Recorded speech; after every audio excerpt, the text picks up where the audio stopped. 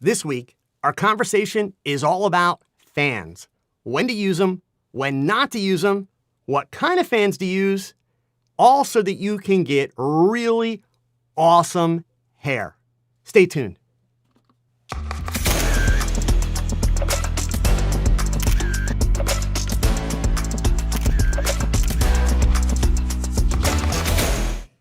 Hey gang, how's everybody doing? Happy Wednesday evening. Thank you for tuning in.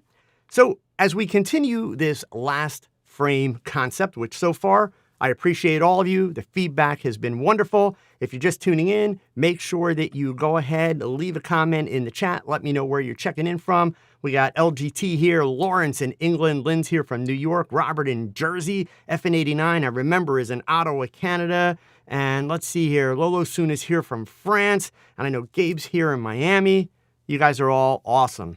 So Ajax, all the way down in Dallas, Texas. So look, last week, we talked about the idea of doing hair flips. And I started with hair flips because they're a little more impressive, right? And people like them. So I promised you this week we would carry that conversation over into fans. And by the way, just in case you missed last week, let me go ahead and switch over. There's what the thumbnail looks like here. I'm going to copy the link address and I will put it in the chat window for you guys right there. Okay? So, just like with hair flips, the biggest reason that blowing hair in pictures tends to not look good, or even shall we go as far as to say not work, is because one, it was an afterthought on the part of the photographer. Last minute, spur of the moment, on the fly, decided, hey, it'd be cool if we just threw a fan at that. Afterthoughts, yeah, every now and then you get lucky. But the other challenge is when we're talking about doing fans and, blowing hair of any kind, whether it's really, really subtle, because I'm going to show you some great ways to do really subtle hair movement that will really up your headshot game.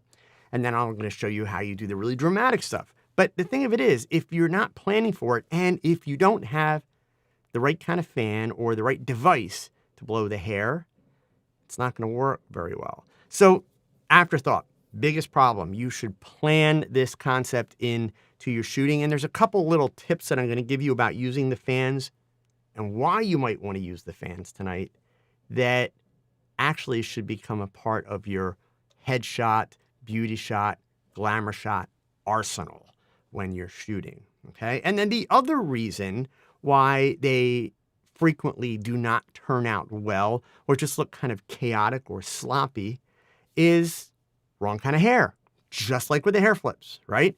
Heavier hair works better, but I will tell you that when it comes to the idea of getting the hair to blow and get movement and shape to the hair, you can work with almost any weight hair. It can be thin hair, it can be heavy hair. You just have to understand the ramifications. If you're working with a person with really thin hair, the minute you start blowing it around with a fan or whatever you decide to use, that hair is going to start to get frizzy, meaning you better do your hair picture last because you're not going to go back to a nice hairstyle unless you've got a really good hairstylist there on your shoot with you.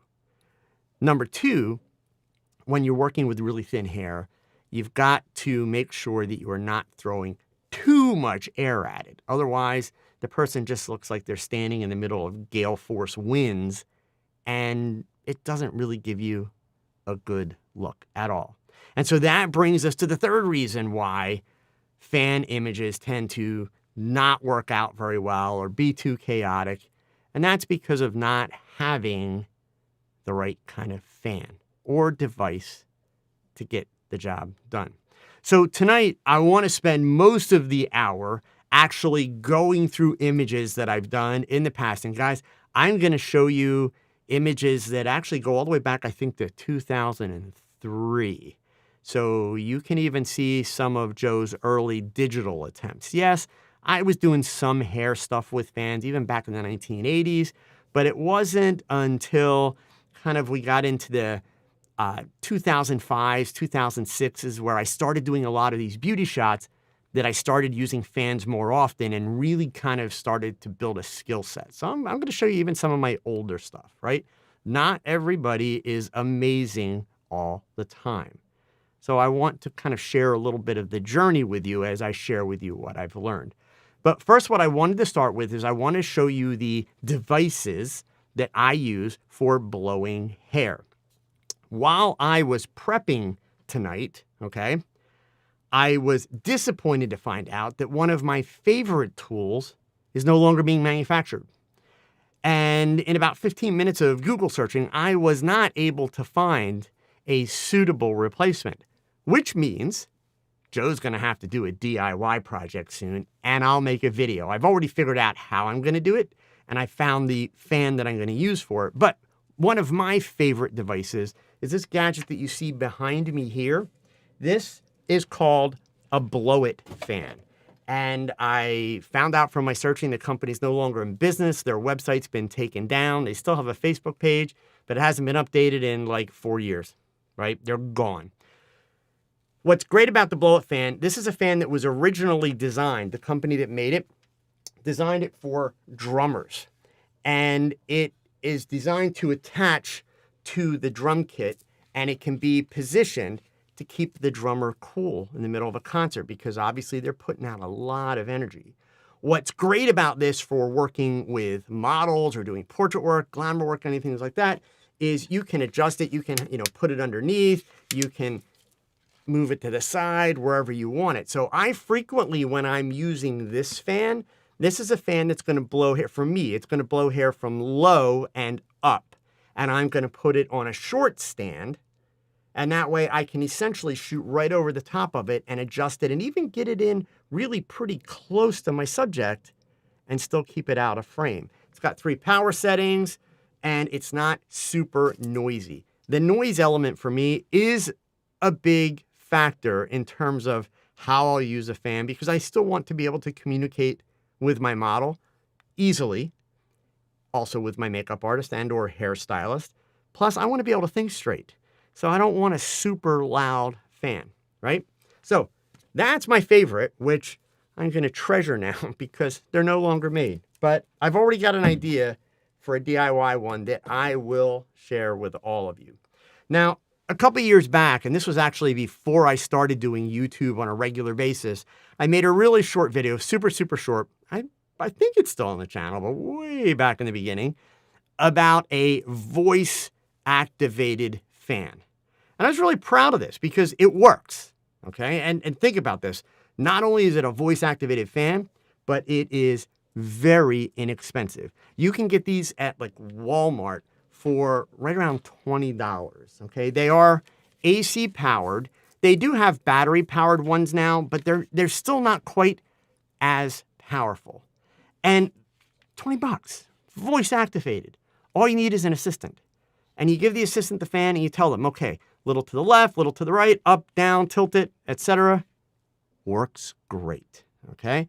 Also, I will let you know when you do have an assistant that can hold a fan, as long as they have a little bit of discipline, meaning they're paying attention and they're not like all over the place with the fan.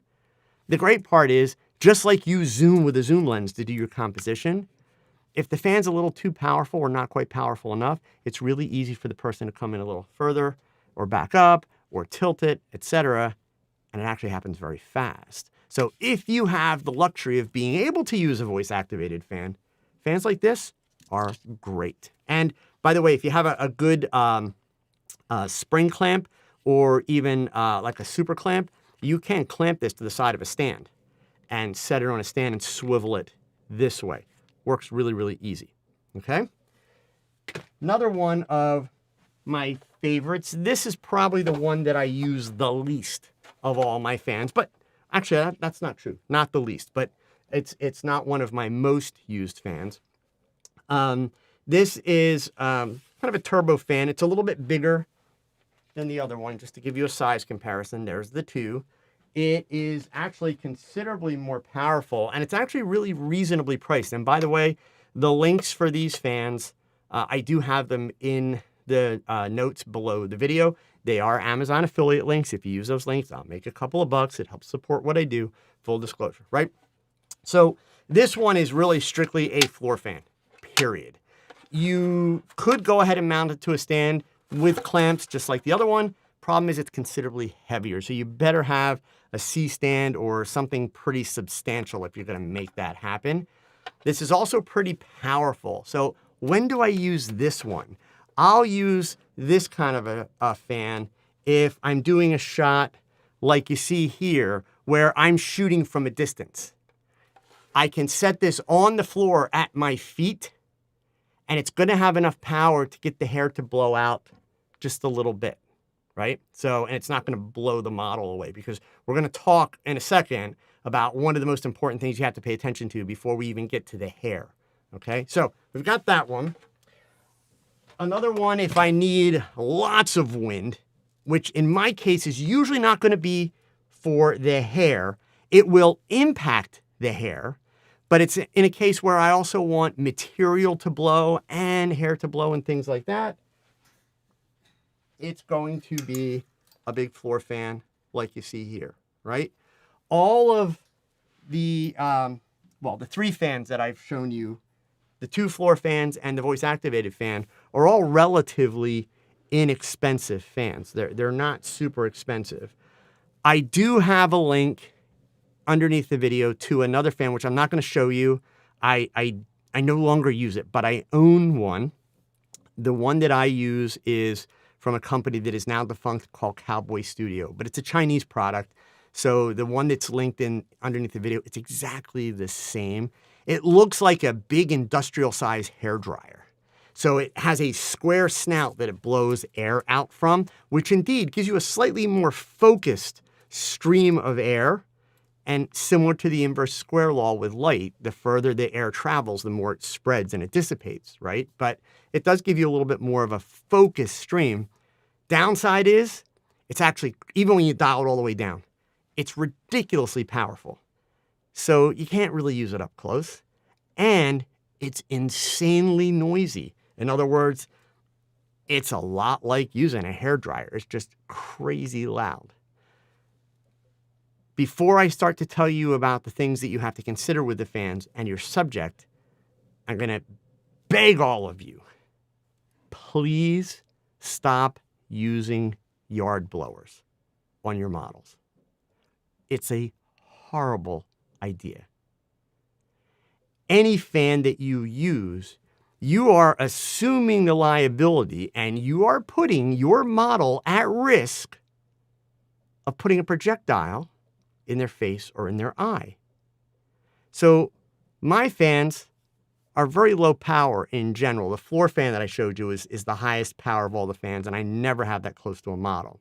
In fact, once I get done with this warning, I'm going to show you my favorite fan. I haven't shown you yet because it's not really a fan. But when you use these yard blowers, and I see so many photographers doing it, thinking it's a good idea and thinking that they're using their ingenuity to get the job done, it's a horrible idea. Number one, they all have a very small, either flat or round snout. They're blowing air really very, very aggressively. Not to mention, they're ridiculously loud. You need to remember that it's not just about your tolerance for the sound, and we'll get to the wind in the model in a second, but your subject's got to be able to tolerate that, because you want your subject to emote. You want them to give you a certain personality and a certain character. I don't care if it's a model or if it's for some kind of a portrait, right? So if you're overwhelming them with this large sound, you're not helping yourself. So my favorite fan for doing blowing hair shots, it is this, a $1 piece of 20-inch by 30-inch foam board. And all that has to happen is a quick flip and the hair blows. And all you need is one shot per flip. What's great, and I'm going to show you shots that were done with this, just so you understand, like I really do use this. What's great about this is that you have much, much more control over the hair than you do when you're using a fan, okay? So, that being said, let's flip things around now, and let's look at this from the standpoint of being a subject while you, the photographer, are using the fan. And then we'll get into some pictures, and I'm going to basically give you the breakdown, why I used the fan I did, how I did the shot, etc. Keep in mind with your subject, anytime you're using fans, and for that matter, even when you're using the foam board, okay, which you literally can get these foam boards at a dollar store for $1, okay? That air blowing will cause your subject's eyes to dry out. One of the things that makes the foam board a great solution is because it's not constant air. It's just a quick burst of air, the hair goes up, and then you have the picture. Boom, right? If you're using a fan, you've got a constant stream of air coming at the eyes. Now, if your subject, so you should always ask, if you're going to use a fan, ask the subject, number one, are you okay with wind blowing at your face? And ask them, number two, even if they say, oh yeah, no big deal, ask them specifically, do you wear contact lenses? Because if they wear contact lenses, that fan will rapidly, and I mean literally, it'll take about 20 to 30 seconds, especially if you have that fan turned up in power. It'll take about 20 to 30 seconds for their eyes to dry out, and then they will start to tear up. If you persist, even if you have a makeup artist there, or even if you have a tissue handy to get rid of, the tears before they fall. In fact, do I have a tissue? Let me show you another little trick, gang. Especially if you're not working with makeup artists. Your makeup artist should know this, okay? If you have a model who's starting to tear up, and especially if she is not experienced, or if she's nervous, or even distracted, you hand her a tissue, she's going to start blotting, okay? When she starts blotting, she's blotting her makeup. So it's definitely much easier if you have a makeup artist or even an assistant available, but the way to blot the moisture out of the eyes if the person's eyes are tearing up is never blot. You fold the tissue to the edge, lay it on the bottom eyelashes, and have them close their eye, and it will absorb all the water. The best part about that is at no point is the tissue touching skin or makeup. So it's not going to smudge the makeup. So again, fold the tissue in half, get a straight line. The idea, you still don't have to touch the eye. A lot of people, same way, very skitsy about things touching my eyeballs. You're going to have them open their eyes, and the tissue gets laid. The edge of the tissue gets laid on the bottom eyelash. When they close that eye, softly, not like squeeze down. When they close that eyelid, all the moisture will get absorbed into the tissue. So there's another little tip for you. Better to have a makeup artist, but this works, okay? So fans too high, subjects wearing contact lenses, 20 to 30 seconds, they're going to start tearing up. If you persist, they're going to get bloodshot eyes very, very rapidly because you're basically drying the eyes out and irritating the eyes. Even if a person doesn't have contact lenses, you are still going to dry their eyes out very, very quickly. So you've got to give people breaks, especially if you're using a high-powered fan. You've got to give people breaks, and you've got to stay aware. If you're paying attention to your subject while you're shooting, and they start to tear up, you will notice that the catch lights in their eyes start to change pretty dramatically, because suddenly there will be catch lights where there weren't catch lights, meaning the bottom of the eyes. As the eyes well up with tears, new catch lights will start to hit on the tears. So it's actually really easy to see as long as you are aware that you need to pay attention to that, right? That's the key. So pay attention to the eyes. Don't abuse your subjects.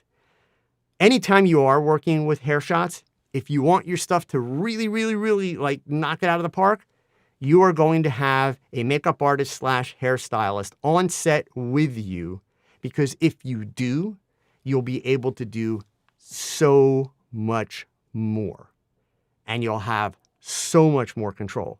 Just think about that. We're talking about trying to control something that is incredibly random, blowing hair.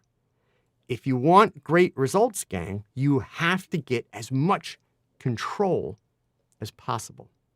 So let me switch my screen over again. And Well, actually, here, since I have this picture on the screen, I'll start right here, and I'll show you kind of one of the reasons why I like, here is this particular picture in color, unprocessed. This is the raw file right out of camera that you're seeing here. No fan. So what you're seeing right now is something that I routinely see photographers do. And when I flip to the other version, you'll see it makes all the difference in the world. In fact, bear with me 1 second, and I'm going to go ahead and I'll move that image in with the others so that we can compare some things side by side, right? Let's do it that way because I think that it will be more useful for you, okay? So drop her in there, and we're going to go to here now, and let's see. Now I just have to find out where she is again. There we go. I've got those, and where did my file go? Did it not move? I thought it moved. Let me see. Whoops. It didn't move. Hang on. Okay. Now it should be here. Sorry, gang. I just literally realized as I was doing this, there's a much better way to show you this. Okay. So all the way on the right is with no fan. I want you to notice how the hair, the shape of the hair is okay. It's not amazing, but it's okay. But I want you to notice how the hair drops over her eye, right? She has really nice eyes. I mean, look at her eyes in the two pictures on the left. Intense. So when you have hair that's cutting through the corner of the eye like that, it cuts into that intensity. So this is a little bit slightly aggressive fan. In other words, I wanted the hair to blow out a little bit, and I wanted the hair to blow up a little bit, okay? So it is my Honeywell, the black floor fan, okay? The one in the plastic casing, sitting at my feet, blowing up just enough to keep the hair moving and to keep the bang off of her face, okay? So in each case, I've got a clean line that comes down tight, but I don't have the hair falling off. And I get lots of shape and movement to the hair, okay? So I want to show you a set of examples here. Sorry, let me get to the right ones. Take those off. So just for simple, basic portraits, right? Before we get to the cool glamour stuff, let's talk about why you might want to use a fan sometimes. Let's say that you have a situation where you are going to do a portrait for somebody, and we're not talking about a business portrait necessarily. I mean, just a nice portrait. And it may be for business, but you have to consider what kind of business the person is in. If we're talking about a corporate executive, this is probably not the ideal scenario, right? But here's an example where this young woman is actually a makeup artist by trade. This was a headshot that I did for her. And you can see if you look at her hair, she's got great hair. She's got a lot of hair. And that hair tends to fall right here in front of her face. So even though she's a makeup artist who does hair, does her own hair, does it really well, it's actually really hard to light. How many of you, while you're working with a model or a portrait subject and you're doing lighting, set your shots up, do your shoot, and then when you're looking at your images in Lightroom or in Photoshop Bridge afterwards, you realize that you've got a heavy shadow from a bang on the hair. You don't want that, right? You don't want that heavy shadow from the hair. So using just a little bit of a fan, it's basically just enough to push the hair back and open her face up so that the light can get in there. And what's it do? It gives the hair some shape. Now also note, please, this picture is on a black background. If you get too crazy with the hair, and remember, this is a portrait like for LinkedIn and for her website. If we get too crazy with the hair, we're going to have all kind of stray flyaway hairs blowing all over the place. That is not the goal. And trust me, that stuff is just a nightmare to retouch and make it look great. You don't want to be doing that, right? Similarly, a lot of times you can take a scenario where you don't have a makeup artist available and you can cheat. I do this all the time.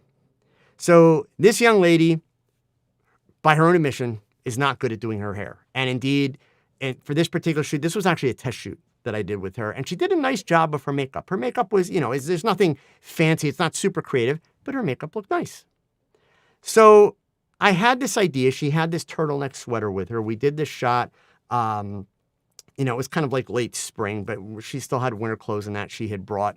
So I had the knit cap in my studio. So I realized, ooh, okay, if I put the knit cap on her, I can control the top of the hair and hide the fact that her hair is just basically poker straight and boring, right? And then with a little bit of fan, I can create some energy by adding just a little bit of chaos into the shot, okay? Even a shot like this, if you're going for the whole glamour shot thing, this is like all the way back in 2006 I did this one, okay?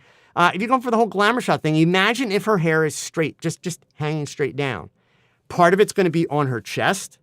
You don't want the hair there. You want to be able to see what else is going on, right? And the other part of it's going to be really, really close to her face. So using the fan pushes it off. Now, it's important to note, because of the pose, right? So her left arm is across her body. So the fan needs to be over here. This way, with the shirt underneath her arm, the fan is not messing with the shirt. The shirt actually looks like there's no fan. And that's because the fan is basically blowing the shirt against her body. The other side of the shirt, literally, I just pulled it around the back and clipped it in the back so that it wouldn't catch the fan and be blowing all around. Okay? Similarly, this was a shot that we did for a modeling portfolio. Again, this was all the way back in 2006. This girl was determined, the backstory in this girl was determined to get an image that was kind of a fashion-y type feel. She wasn't really quite tall enough to be a fashion model. So I was kind of trying to push back and finally said, okay, look, we'll try and do something that's got like an interesting pose to it. Fortunately, this image never went in her portfolio. But basically, having the hair just straight down or even with some body would have been a lot more boring. By using a fan, it pushes the hair out. Now, this is the perfect example. If you're going to shoot straight on when you're using a fan and you're blowing the hair back, one of the downsides to blowing the hair too far or too hard depends on the person's ears. If the person has good ears, it's all fine. If the person has ears that tend to stick out, then those ears become a really big distraction. So using the fan also depends on the subject and what is the shape of their face, what are their ears like, are you going to be able to hide the ears, etc. But you'll notice I used enough air to get the hair back, but not enough air to pull it right off of her shoulders. So how do we do that? That's the key. And that's why you work with a makeup artist. I had my makeup artist basically on each side take her hand, pull the hair away from the face, spray a ton of hairspray on the outside, a ton of hairspray on the inside, and then let go and the hair comes most of the way back. But that hairspray sets and it basically creates a panel on the hair. Did the same on the other side. Sprayed the back, sprayed the inside, and then turned the fan on. That opens up the wings, but still leaves the hair on the shoulders so that it doesn't blow away. So again, it's all about control, gang. Again, this is another simple one. This was one of the rare scenarios where I'm doing a shoot where this young lady did her own makeup. Her makeup's fine. Her hair, she was not good at getting body in her hair. She's got very pretty hair, but it was basically straight, okay? So imagine perfectly straight hair. It just wasn't going to work for me at all. So a little bit of fan pushes that hair open, gives it some shape. It puts body where there's no body and makes the images a little bit more dynamic by doing that, okay? Let me switch over to this set here. When I first started doing the beauty shots that I do and all this stuff with the flying hair and all that kind of stuff, one of the tricks that I use, this was a pretty early one, this goes back to all the way to 2005, is I wasn't actually blowing the hair randomly because I hadn't gotten that good with it yet. So most of the time, if I just turned a fan on a model, I didn't actually like the way it looked. So remember, this shot, the first couple of shots are much earlier in the learning curve. So what I would do, though, is what you see here. I would give the hair something that I could have the fan wrap the hair around. So by giving her this winter outfit, and she's literally, she's got a leather coat on. In fact, she's wearing my long leather winter coat that I had at the time, and she's got a pair of shorts on underneath. So it's all propped out. She's got the hat on. By bringing the hands up, the makeup artist takes all the hair, wraps it around, sprays it a little bit, and then we just turn the fan on just enough to keep the hair pushed back so that it doesn't all drop forward. Super, super simple. I think I have another one actually in here. I'll show you this is actually the very first time I ever did that with the hair. So you can even kind of see the difference. This was in 2003. And I had turned the fan on, and this girl had really thin, really lightweight hair. I had not done a lot of stuff with fans for a very, very long time. So everything that I was doing while I was trying to shoot this was not working. It just pretty much sucked. The hair was a mess. Fortunately, it was the end of the day. So I understood that, hey, if it doesn't work, at least I haven't screwed up my pictures that are coming, but nothing was working. So finally, in the end, I thought, well, all right, let me turn the fan up even higher, which was a big mistake. And then I had her put her arms up, and then realized, just because of the way some of the hair caught her arms, like, bingo, there is the answer. So I had my makeup artist pull all the hair forward, and we wrapped it around the arms. The problem then, even at that point, as you can see in the image, I didn't understand that the key was going to be turn the power of the fan down. I also had the fan really low, aimed way up, so it wasn't coming at her in a direction that was actually going to make it. Because imagine that pose. If her hair was as smooth and consistent as the previous picture I showed you, this would be like amazing. But so I'm showing you, kind of part of the learning curve here as well. All right. Some other things that I wanted to point out, and then we'll go through the group and show you. So I mentioned the idea that, sometimes you don't actually need a lot of fan, or you don't have to, rely on the fan as much. But I want to show you examples here of, places where I do use the fans. And one of the things that works really well is give the fan something to make the hair stick to. So this particular shot, what the girl is actually wearing on her head, it's a toddler's tutu, a little dancer's tutu. We flipped it upside down, stretched it down over her head, and the fan is blowing up to keep everything going up. We laid most of the hair down and then just took a couple pieces of hair, sprayed them against the tulle. That's the name of the material that the tutu is made of, okay? And that way, we actually didn't need a whole lot of air to keep the tulle up and to keep the hair pressed against it. This one is definitely more chaotic and more random. In this case, there's actually two fans at play. One fan is behind the model on the floor, almost like she's sitting on it. It's partly underneath the stool, and it's aimed straight up, with the goal being to push the hair up and even forward. There's a second fan right underneath my camera as I'm shooting that is blowing at her face that takes the hair coming forward and pushes it out. So you get the big spread. And then, of course, there's a light behind her, between her and the background, that is aimed back towards the camera. This is a real simple one, no fan. This is a foam board shot. I did this live in front of a group of people in Austin, Texas, actually 2 years ago, for a demo with a person using the foam board and just literally doing a 1, 2, 3 flip. And the best part of it is you can get a perfect shot every single time. It takes you 1 or 2 flips in the beginning to make sure that your assistant understands how hard you want them to flip it.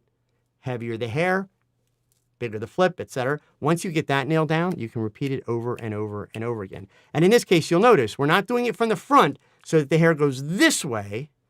I have the model's head cheated slightly to one side, and then I'm doing it not from where her nose is, but even further over yet, so that I'm able to push hair across only a little, because I didn't want the hair to blow into her face. And then it also grabs this hair here. So, the foam board is out in front just a little bit, but off to the side, and she's turning into it. So that's taking this hair, blowing it in here, and it's taking this hair blowing it out there. All right. This one, indeed, same idea with two fans, one in the back, one in the front, and this was indeed meant to be truly chaotic. Super, super soft fan. Again, you know, it's the Bikini Babe kind of picture, right? It's a simple shot, but she's got a lot of hair. So look at the hair on camera left. Without the fan, imagine where that hair goes, right? It just drops down and covers a lot more of her face. Or the other option is to brush it back and, you know, tuck it behind her ear, which just looks sloppy, right? It's a glamour picture. You want that full, gorgeous glamour hair. So a little fan is doing that. And again, little tip for posing and hair and all that stuff, gang. When you're going to do pictures like this, hair that's closest to the camera, you want it off the body so that you see the body, because this picture is kind of about the body, right? Hair that's furthest from the camera, it can fall on the body because it's not obscuring anything. And plus, having the darker hair there makes her stand out more. So there's a reason and a method to the madness, always. What I'm trying to make sure that you understand is these should be deliberate decisions. It's not about rules, gang. This stuff that I'm sharing with you, if you've been following along with these last frame videos, I'm sharing experience with you, not rules. I'm not sharing 10 steps of tips, do this, this, and this. None of that stuff, okay? I'm sharing experience. So, true story, and I'm not going to call him out because he's here, but a member of my mentor group sent me a message, I believe it was yesterday, maybe the day before, about a TikToker who does really cool posing videos.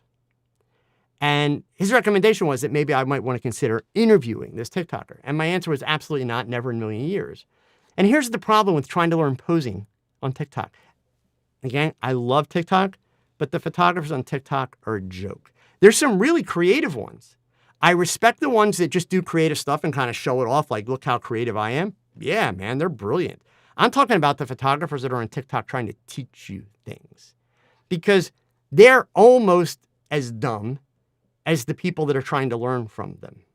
So I watched a couple of this guy's TikTok videos about posing, and this particular photographer, I'm not going to name his name, he was very good at posing. He was very good at being a model and posing. So he, you know, and keep in mind, in case you don't know, folks, TikTok videos are 1 minute, 60 seconds. That's it, 60 seconds. And the best part of it is you get on TikTok, you're not going to do anything in 60 seconds. You're not going to do anything in 10 minutes. You're going to be there for an hour because it just absorbs you. But even if you only watched 10 videos, right? So that's the equivalent of watching one YouTube video. But the problem of it is in these videos, they don't give you any of the why. They don't even give you the how. They just show you, yeah, do this pose, do that pose, look cool and do this, look cool and do that, do this, do that, do this. You're not learning anything.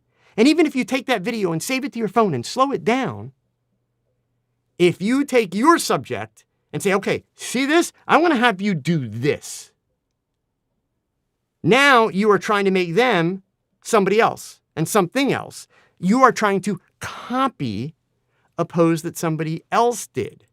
Nowhere in that equation or that conversation that you're having with your subject is there the concept of the picture, the emotion, the character that you're trying to build. So the problem is, even if they nail it and get it exactly like the person in the TikTok video, their body language is still going to be off because their emotion is not there, because that's not being communicated, right? So all of these things that I'm telling you that I do, if you notice, I'm giving you kind of the why and what it gets me. I'm not saying always do this. I'm saying in this particular pose, by blowing the hair back off of her, okay, I'm seeing what is important and what I want to see. I'm using the backside of the hair to frame that, but the hair is not obscuring anything. That's the idea. Another really chaotic shot. This is kind of one of those shots that when this was done, and this is the shot. When it's done, you wind up with about 40 frames that completely suck. And you're looking for the one that's going to work, right? Because you're knowingly blowing hair across the face. I definitely don't want the hair running through the eyes because that's not retouchable, at least not retouchable well. But this is a case where the model's leaning forward. So she's literally leaning down over a fan. The fan is right underneath her in the front. And so it's blowing hair up. And then there is a fan sitting halfway up her back behind her that's blowing forward. So material and hair blowing forward, air blowing up. And in this particular case, the air blowing up was quite powerful. I was able to get away with it because while it was impacting her eyes, she wasn't looking straight at it. So she was able to tolerate it a lot better. And by the way, some people with a fan, if you have it too powerful, and by the way, I don't mean too powerful by your taste. I mean too powerful for them. If you have it too powerful, they squint. Or even I've seen people when you do fans, they're like, they pop their eyes open, like instinctively. It's just something that they instinctively do. So less is always better. Again, something a little bit more dramatic and crazy, but still very random. The fan is behind her, blowing up. And we purposely played around with taking little bits of hair and kind of draping it across her forehead. And then the makeup artist would pull out, and then she'd do another one. She'd drape it across the forehead and pull out. And, you know, we were looking to kind of try and get some framing on the face. Similarly, again, just pushing it out. Here's a really great example where you're talking straight on. If any more of her ears were showing, I would not like this picture. This image would have been deleted. Because if I would have shown any more of her ears, they would have become a distraction, okay? Again, like the first one that I showed you before with the blue, there's a gel, a light behind her with a gel in back at the camera. This is two fans, one in front, one in the back. So you see, I use that combination a lot if I want the big, crazy hair. And ultimately, you know, break this shot down for a second. So, you know, I'm gonna take apart my own picture here. This is a great example of a shot that I put this on a screen when I do a presentation or when I'm working with people and people are like, oh my God, that's so cool. By my standards, this picture sucks. I show it because everybody's like, oh, it's so cool. So why by my standards? So here's what I like about it. The girl is beautiful. The makeup's great. I love to do the concept of calm in the middle of chaos. I do that a lot. Usually with material and things like that, but I do it with models too. I'll show you some others like that. In this particular case, there's not enough hair by the shoulders here. So in fact, you can see how bright it is behind her shoulders here. I'm just not digging that. And then I've got the gaps, which, you know, if I wanted to do a couple hours worth of Photoshop, I could fill that in, but, you know. And I also want you to notice her chin is down, and it's down this way. This girl has a gorgeous Eastern European chin. If I would have had her lift that chin up, two things would have happened. I probably would have had a little bit more hair fill in naturally by doing that, and I would have had a much stronger jawline. But yeah, the light looks cool, right? That's the perfect example of what generally happens when people start out doing these shots. They don't pay attention. Also, too, depending on your subject's hair, you don't always need the fan. There's no fan involved in this picture.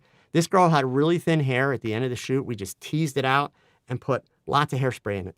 Literally, that's all we did. Boom. No fan needed. So everything in this shot is basically stagnant. It's not moving. And it was placed where it is because we wanted it there.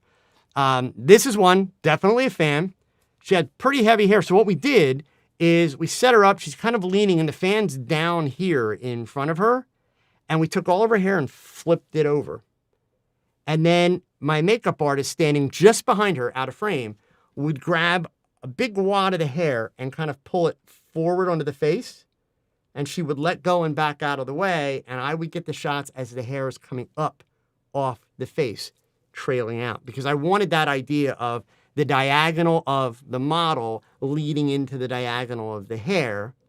But of course, if you just pull all the hair down and let it go, then it just blows randomly. It'll start to separate and it doesn't come up all at once. So we actually kind of did it the other way. We grabbed the hair and brought it right to the edge and then let go. So it's actually starting to fall. The fan is making sure it doesn't fall too fast. About 10 seconds after this frame, and every time I did it, it all starts to separate. If you look really close, you can actually get a hint of her forehead right in there. So it separates very, very, very quickly. So, and I'm shooting each of these shots that you're seeing, I'm doing with strobe. So it's 1 frame per attempt, right? 1 frame per attempt. Similarly, this was actually done with 2 fans again, one in the back that's blowing the crazy hair up, and then one in the front slightly to the left of the frame and pushing the hair forward. This is one of those very rare scenarios where I shot at a very wide aperture in the studio. I hardly ever do that. I just wanted to get that feel of kind of what is that and kind of darkness and craziness by having the really out of focus hair in the back. So that was my reasoning for doing that. Another example of no fan involved. Looks like crazy windblown hair, but the tool is pushed up in the back and clipped, so it gives a base for the hair, and then the hair is teased out and hairsprayed, right? And then there's a light behind the hair lighting it up. I was asked recently about, like, what's the best way to get, like, that glowing hair with a light behind? The best way to get the glowing hair with the light behind is to give the light something to grab. So if you have a person and their hair straight and you put a light behind them aimed back at the camera, if you're lucky, you're going to get like an outline on their hair. But that's all that's going to happen. And the reason I said if you're lucky, if they have any flyaways, you're going to light up the flyaways. And it's just going to look really sloppy. So easiest thing to do is create texture. Those are the shots where you do really crazy, chaotic hair and you dump lots of hairspray in the hair. You basically tease it out. Then you're giving the light something to grab and light up. That's what makes the interesting shot. This is another set of shots that were done with the foam board. These were done, just to give you a sense of how well this works, these images were done, some of them in a studio, some of them were done on stage at Photo Plus, right? So they're being done real time. I don't have time in that scenario to be able to do things over and over again. But this is a situation where there is a fan behind her blowing up, but I'm just using the foam board in front to flip the hair out as we go. Same kind of setup here. Fan in the back, blowing up. Fan on camera right. Not very powerful, but just enough to keep the hair from coming across her face. That was the goal there, okay? Similar kind of setup. Obviously, glamour shots in general, it's always nice to have the big hair. So you can see on every one of these frames, the one all the way on the left, you can't really tell that there was a fan in play, but every one of them, you can see that there's just enough fan to give the hair some shape, to blow it off her body and create some shape. This is another example where there was no fan involved at all. It's just seriously teased hair. The background, by the way, that you're seeing, because remember, there's a light back here pointing towards the camera. All that is a spray bottle of water, and it's lighting up the water. And that's what's creating that texture in the background. This is another one, only a fan in the back, because you can see the hair in the front is perfectly straight. It's styled, it's straight, it's not messed up. The fan is in the back, blowing the hair up in the back. This is an example of one that looks like it's done with a fan, but it's not. The boa that is laying across her head, it's just a boa draped over the top of her head, and the hair is combed back and sprayed on top of the boa. So it looks like it's a wind shot, but it's not, okay? In this scenario, the fan was not for the hair. In fact, the goal was not to blow the hair a lot. This young lady actually had really thin hair. So it's the kind of hair that would just go crazy, like really, really quick. The fan was actually for blowing the material to give the shot some energy and to create some shape. Again, super, super simple here. One fan just blowing almost straight at her from just off to the side of the camera to push the hair back. I showed you those two. Same idea here. Fan, you can tell, is actually down below her because not only is it blowing the bang up, but it's also blowing up this little bit of material. Similarly here, there is a fan in the back that's doing a little bit of work. There's a fan in the front blowing the hair backwards, and the hair is heavily teased, okay? So let me just get a couple of others. I mean, so again, you can make your shot kind of really dramatic, by doing a lot of wind. You can be really subtle by, just doing a little. You can get that same kind of crazy hair without a fan. There's no fan involved here. She literally just did a little jump. And so as she's coming down and landing, the hair's still up, right? All of these are kind of options for getting this done. Another example of where there's no fan involved at all. The hair is pulled back. Eric, thank you so much for the super chat. Really, really appreciate it. The hair is pulled back and sprayed, and you use enough hairspray, it stays. I should have brought my can up from the studio. For those of you that have a dedicated shooting space, one of the things I would encourage you, and I can't stress this enough, gang. I'm sorry, I got ahead of myself. Let me back up. If you want to do great work with models and great portraits, all that kind of stuff, you've got to find yourself a makeup artist and hairstylist, period. Now, if you do it right, that's the same person, okay? But you need a makeup artist and a hairstylist. 99% of the photos that you see, you have seen me do tonight, 99.9% of the photos that I have on my website are done with a makeup artist and a hairstylist. There's just no way around it, okay? So that's first and foremost, super, super important. Also, while I'm thinking of it, I just want to show you this. Since we're talking about fans tonight, this is material, so obviously there's no hair in play. This is material that's being blown with the fans. So the more you work with the fans, you get to the point where you can actually control them really, really well. But it's just like anything else. It takes practice. It takes getting a sense of, what's too powerful, what's not powerful enough, what kind of hair is going to blow really, really wildly, what kind of hair is going to need more air. Same goes with the material, all that kind of stuff. And by the way, it's worth noting for those of you that may not have checked it out recently, some big changes happening on my website. Number one, this is the homepage of my website right now. So if you've been to my website like in the last year or so, that's not what it looked like. This is the homepage. There's two galleries here. There's going to be another gallery coming up. But the first gallery is all my beauty shots and fashion portraits that you guys are used to seeing. The second gallery is stuff that you don't see me posting much on Facebook or Instagram. And these are, I actually do take full-length pictures from time to time.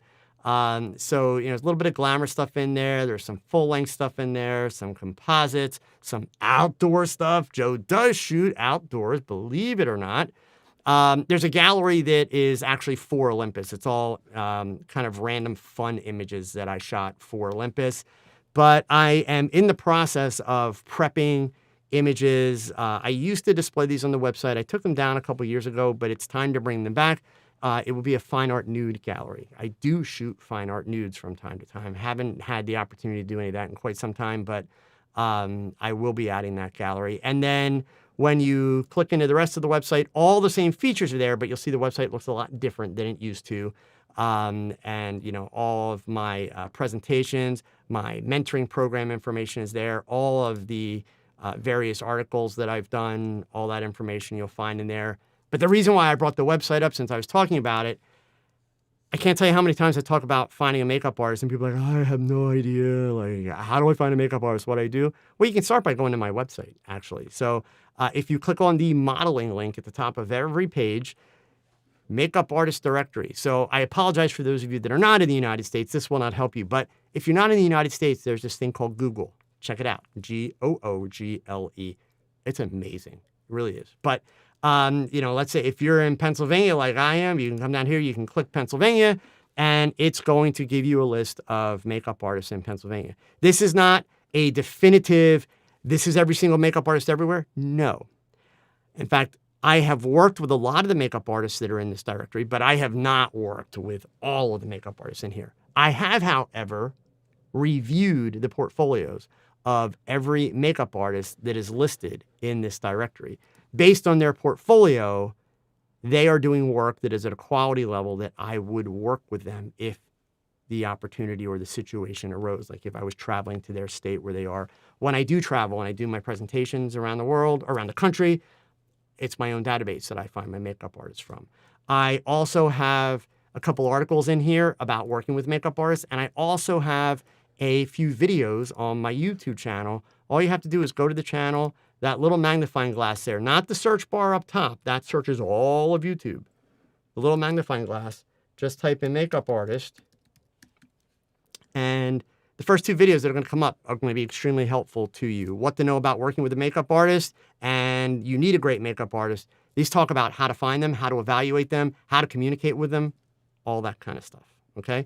So you'll find those very useful. But if you have a dedicated space for shooting, one of the things that I would encourage you to do is get a couple supplies that you have there for those days when you are not able to work with a makeup artist. And that's going to be all kinds of stuff. It's going to be pins, bobby pins, clips. It's going to be hair ties, all those things, but also some hairspray. But now here's the trick. Most makeup artists don't like this piece of advice. I'm going to be completely transparent with you, because if you go and you mention this to a lot of your makeup artists, watch their face closely. They're just going to be kind of like, I don't know. If you pay attention, almost any makeup artist or hairstylist that you work with will come in with really expensive salon quality hairspray because they want the best and that's what they use.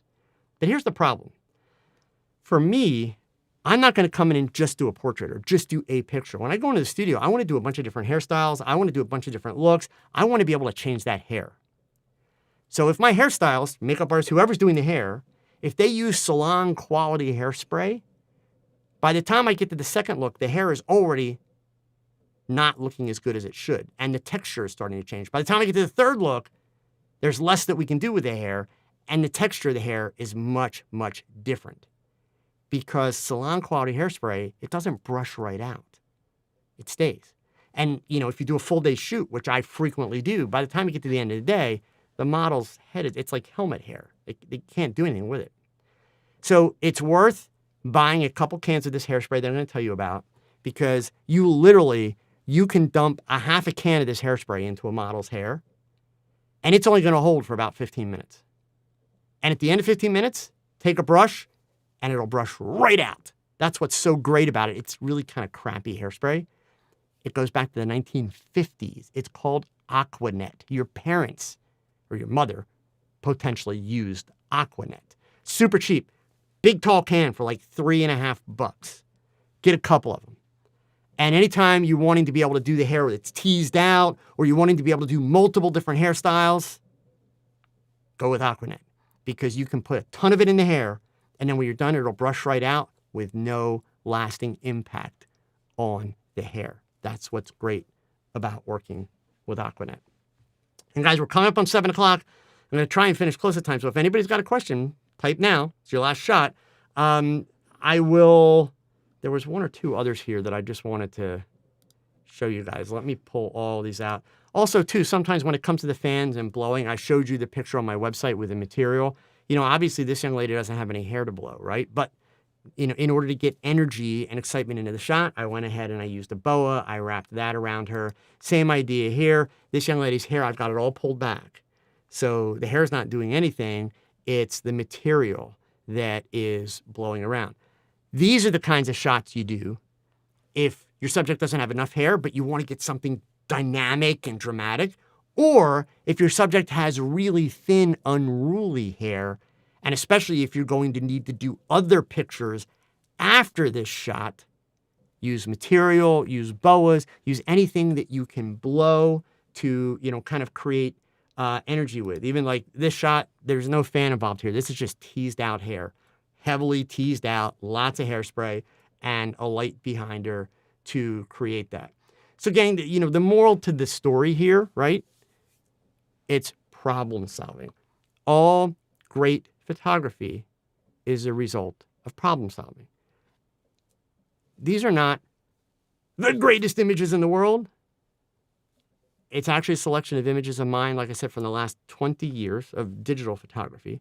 And I wanted you to be able to see some earlier stuff. And you can, by all means, feel free to compare it with what I'm doing now. You'll also notice how my style has changed, how the way I approach my lighting has changed. We can kind of talk about that in another last frame. But here is one of the things that I would like for you guys to do, if you would. You can comment here to tackle.